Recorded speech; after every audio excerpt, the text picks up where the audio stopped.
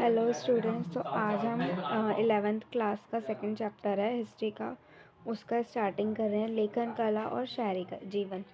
जैसे कि आप लोगों को पता ही होगा, जो लेखन कला और शायरी जीवन का हमें मेन क्या ही दिखता है, हम उसमें मेनली मेसोपोटामिया की ही बात करते हैं, जिसकी स्टार्टिंग हम शहरीकरण से ही मानते हैं। तो आइए अब इस चैप्टर को हम आगे बढ़ाते हैं। तो पहले है मेसोपोटामिया की जो सभ्यता है वो कितने साल पुरानी है। वो 10,000 ईसा पूर्व साल पुरानी है, मतलब कि इतनी ही प्राचीन है जिस टाइम पे हमारा जो है वो शहरीकरण स्टार्ट हुआ था। तो आगे पढ़ेंगे। शहरी जीवन का आरंभ मेसोपोटामिया की सभ्यता से हुआ था।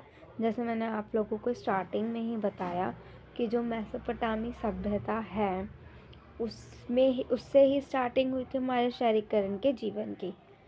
मतलब कि जब मेसोपोटामिया की स्टार्टिंग हुई थी या मेसोपोटामिया की खोज हुई थी, तो उस टाइम क्या है, उसी के टाइम से ही हम शहरीकरण का आरंभ मानते हैं। अब आप सोचते हो कि मेसोपोटामिया ये एक थोड़ा लेंथी शब्द है, तो इसे हम दो पार्ट्स में डिवाइड करते हैं। वाकई में ही ये दो पार्ट से मिलके बना है। जैसे कि लिखा है, मेसोपोटामिया का अर्थ मैसो यानी मध्य। मैसो का जो मतलब होता है वो होता है मध्य। किस लिए मध्य बोला जाता है इसे? क्योंकि ये जो है दो नदियों के बीच में रहता है। कौन कौन सी है वो? एक तो दजला और फरात। मतलब कि यहाँ आपकी ये इस साइड आपकी दजला नदी है और इस साइड आपकी फराक है, और बीच में क्या है, आपका ईरान है। ठीक है, तो सॉरी, मेसोपोटामिया है। तो इसलिए आप क्या बोल सकते हैं कि जो मैसो का अर्थ है वो है आपका मध्य, और पोटामिया का अर्थ है नदियाँ। मतलब कि दो नदियों के बीच की जो जगह होती है उसे हम बोलते हैं मेसोपोटामिया। उस जगह का ही नाम दिया है। अब दोबारा रिपीट करते हैं कि जो मेसोपोटामिया है वो दो शब्द से मिलकर बना है। पहला है मैसो, जिसका अर्थ होता है मध्य। मध्य मीन्स दो चीज़ों के बीच का जो स्पेस होता है उसे। और पोटामस का अर्थ होता है यानी कि नदी, यानी कि दो नदियों का बीच का जो एक हिस्सा होता है या सेपरेट जगह होती है उसे हम बोलते हैं मेसोपोटामिया। एक तरफ आपकी दजला है और एक तरफ आपकी वो है फरात नदी है। आप देख सकते हैं कि जो मध्य प्रदेश है वो आज का क्या है, इराक गणराज्य है। मैं आपको इसे मैप में भी शो होंगी।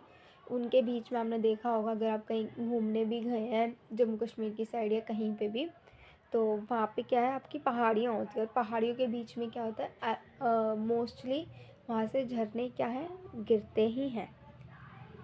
यह अच्छी फसल के लिए पर्याप्त वर्षा हो जाती है।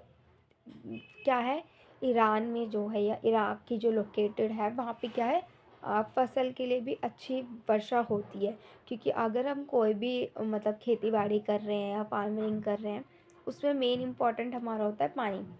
जब भी बारिश होती है उसी के थ्रू क्या होती है, हमारी जो फसल है वो डेवलप करती है। अगर आपने देखा होगा या सुना भी होगा, मोस्टली अगर वर्षा ज़्यादा होती है, रेनिंग ज़्यादा होती है, तो वहाँ पे फसल वो ख़राब हो जाती है बिल्कुल, और कम होती है तो वहाँ सूखा पड़ जाता है। तो इसका मतलब है कि बारिश भी जो है एक खेती के अनुसार लिमिटेड होनी चाहिए, कि जिसमें वो फसल जो है फल फूल सके अच्छे से।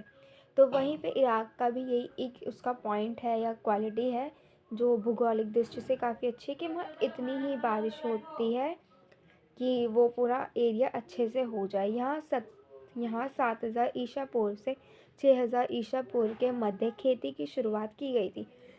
अब आप सोच सकते हैं कि यहाँ पे खेती कब हुई थी। 1700 ईसा पूर्व, 7,000 ईसा पूर्व से 6,000 ईसा पूर्व के बीच यहाँ खेती की शुरुआत हुई थी।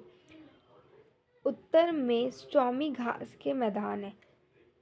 उत्तर में क्या है, सॉरी, उत्तर में क्या है, आपके स्टॉपी घास के मैदान है। या आपका एमसीक्यूज में क्वेश्चन आ सकता है या फिलिंग द ब्लैंक्स में आ सकता है कि इस मतलब उत्तर में डैश के घास के मैदान है। इस तरीके से हम फिलिंग द ब्लैंक्स भी आ सकते हैं, मैचिंग भी आ सकती है।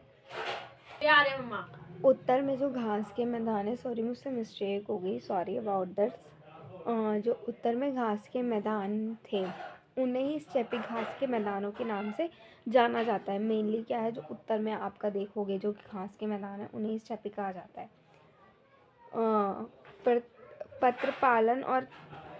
पशुपालन और खेती आजीविका के एक साधन है। मेनली आप देखोगे कि जो इराक में जो हमारा पशुपालन और खेती क्या है वो आजीविका का स्रोत है। मेनली लोग जो हैं उसी के थ्रू ही अपना जीवन यापन करते हैं। जैसे पशुपालन कर लिया तो पशुपालन से बहुत सारे होते हैं कि आप उनका दूध बेच सकते हो, दूध से काफ़ी सारी चीज़ें बनती है जिनका आप आगे सप्लाई होता है। खेती तो मोस्ट इम्पॉर्टेंट है, क्योंकि खेती अगर मान लो हमारे यहाँ पे ज़्यादा हो रही है तो हम दूसरे शहर में उसे कन्वर्ट कर सकते हैं। Okay bye.